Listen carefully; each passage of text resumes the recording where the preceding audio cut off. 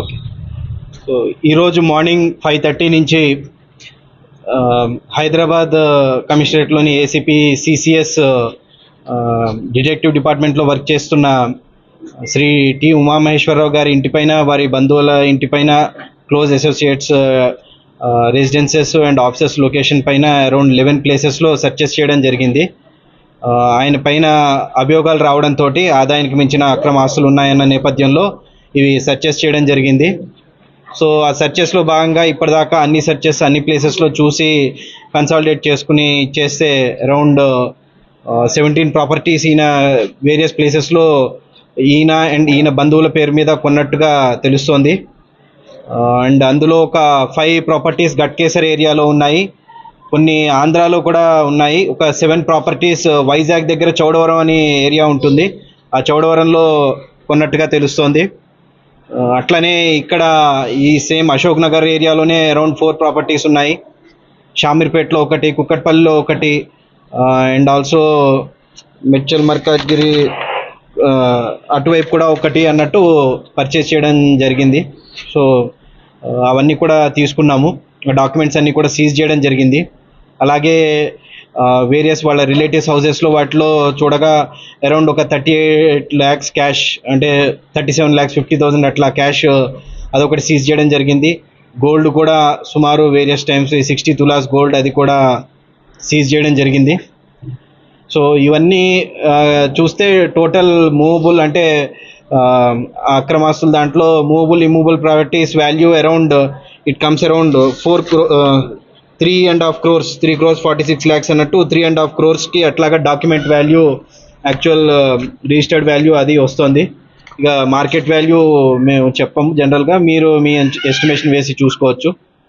So ఇట్లాగా దొరకడం జరిగింది. సో ఇంకా ఫర్దర్ వేరే కొన్ని ఈయన చేసిన కేసెస్లో కూడా కొన్ని అభియోగాలు ఉన్నాయి.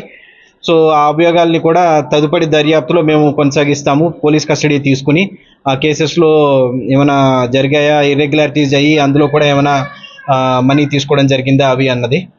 సో ప్రస్తుతానికైతే ఇన్ని ఫార్మాలిటీస్ కంప్లీట్ చేసి కోర్టులో హాజరుపరిచి రిమాండ్ చేయిస్తాం. క్యాష్ ఎంత పడుతుంది? క్యాష్ 37,50,000. ఇక్కడ అంటే ఇక్కడ 3 హౌసెస్ ఉన్నాయి, వాళ్ళవి వాళ్ళ రిలేటివ్స్. అందులో మిగతా 7 చోట్ల క్యాష్ కానీ గోల్డ్ కానీ లేదు, అక్కడ లేదు, ఇక్కడే దొరికాయి. బ్యాంక్ లాకర్లు ఎన్ని గుర్తించారు సార్? లాకర్లు కొన్ని దొరికాయి, అరౌండ్ 2 లాకర్స్ దొరికాయి. సో అవి ఇంకా చూడాలి, ప్రస్తుతం సిబ్బంది అంతా ఇక్కడే ఉన్నాం కాబట్టి రేపెల్లుండిలో అవి వెరిఫై చేస్తాం, అవి ఫ్రీజ్ చేయించేసాం.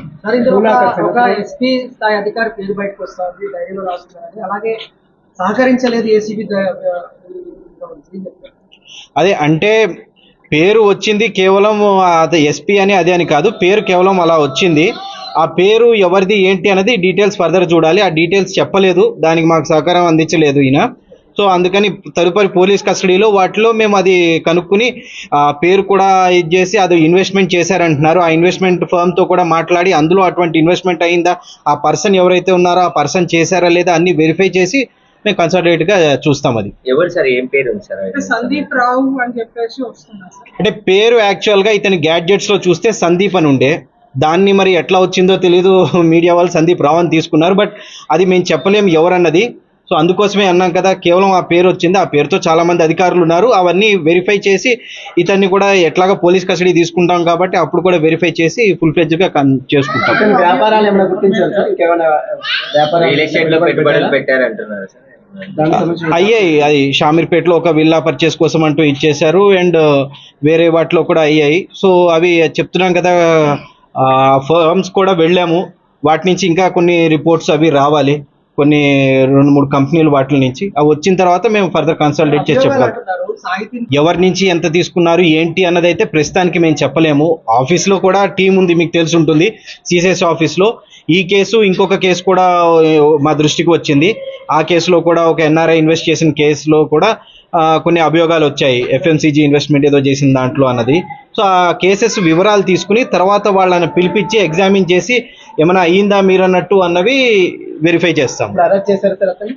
చేస్తాం, చేస్తాం, తీసుకెళ్తాం. ఇప్పుడు తీసుకెళ్ళి రేపు మార్నింగ్ అట్లాగా కోర్టులో హాజరుపరుస్తాం. సార్ ఇతని బ్యాచ్మెంట్స్ కూడా కొందరితో కలిసి రియల్ ఎస్టేట్ లో పెట్టుబడి సంబంధించిన ఫోన్ నెంబర్ అట్లా రాశారా? అట్లా ఏం చెప్పలేదు. లేదు, అట్లా ఉంటే కన్ఫర్మ్ అయ్యేది కదా, ఏం లేదు, జస్ట్ పేరే ఉంది. అందుకని చెప్పి మేము ఏం కన్ఫర్మ్ చేయలేకపోతున్నాం. అది డిపార్ట్మెంట్ కి సంబంధించిన అది కూడా అదే తెలియాలి కదా, జస్ట్ అదే పేరు ఉందని చెప్పాను నేను, సందీప్ అని చెప్పని. సో అది ఏంటా అన్నది ఫర్దర్ ఇన్వెస్టిగేషన్లో తిను కూడా మాకు చెప్పలేదు.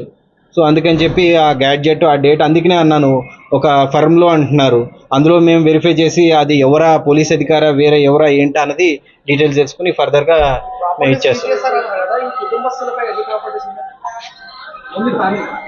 ఫ్యామిలీ పైన ఉన్నాయి ఇక స్పెసిఫిక్ మేము చెప్పలేము, ఉన్నాయి వేరియస్ రిలేటివ్స్ పైన. సార్ ఇంకా రైట్స్ అవుతున్నాయా? ఆల్మోస్ట్ క్లోజ్ అయ్యి ఇంకొక వైజాగ్లో కూడా ఆల్మోస్ట్ వైజాగ్లో కూడా 2-3 ప్లేసెస్లో కూడా చేయడం జరిగింది. నేను చెప్పిన 11 ప్లేసెస్ కాక వైజాగ్లో కూడా జరిగాయి. వైజాగ్లో కూడా చెప్పా కదా, ఆ చోడవరం ఆ ప్లేసెస్లో అట్లాగే అరౌండ్ 7 ప్రాపర్టీస్ టోటల్. అంటే ఈవెన్ అక్కడివి కూడా కలుపుకుంటే it will be around 14 places.